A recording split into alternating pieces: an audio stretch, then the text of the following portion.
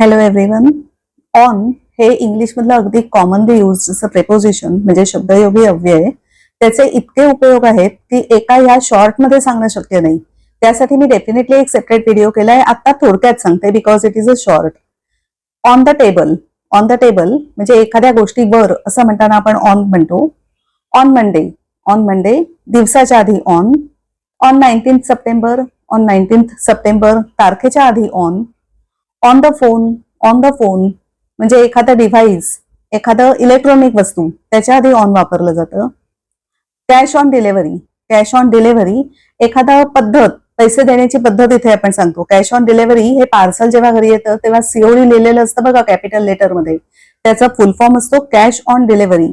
म्हणजे कॅश द्या डिलिव्हरी केल्यानंतर. म्हणजे जेव्हा तुम्हाला पार्सल हातात मिळेल तेव्हा तुम्ही कॅश द्या. कॅश ऑन डिलिव्हरी असं माध्यम सांगताना किंवा पद्धत सांगताना, पैसे देण्याची म्हणा किंवा कुठचीही, त्यावेळेला ऑन प्रेपोजिशन वापरलं जातं. Turn on the tap. Turn on the tap म्हणजे नळ चालू कर. एखादी गोष्ट चालू करणं त्यावेळेलाही आधी आपण ऑन वापरतो. ती फ्रेझल वर्ब असते. फ्रेझल वर्ब म्हणजे फ्रेज असतं, वाक्प्रचार असतो, आणि वर्ब म्हणजे क्रियापद असतं.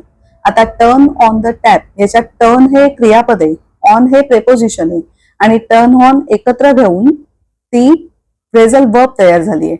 ओके, अशा पद्धतीने सुद्धा ऑन वापरलं जातं. आणि काही काही गोष्टी अगदी कॉमनली यूज केल्या जातात, एक्सप्रेशन्स असतात जी कॉमनली तशीच वापरायची असतात. For example, I am on the way. I am on the way, मी रस्त्यात आहे, मार्गावर आहे, चालू आहे, मी येतोय, म्हणजे अशा अर्थी जेव्हा बोलतो आपण तेव्हा I am on the way. On the way ही एक कॉमन एक्सप्रेशन, त्यात काही असं का असं नाही, ती एक्सप्रेशनच आहे इंग्लिश मधली, ते तसंच म्हणायचं, I am on the way.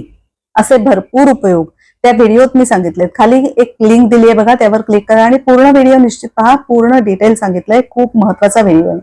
Thank you very much for watching this video. Bye bye.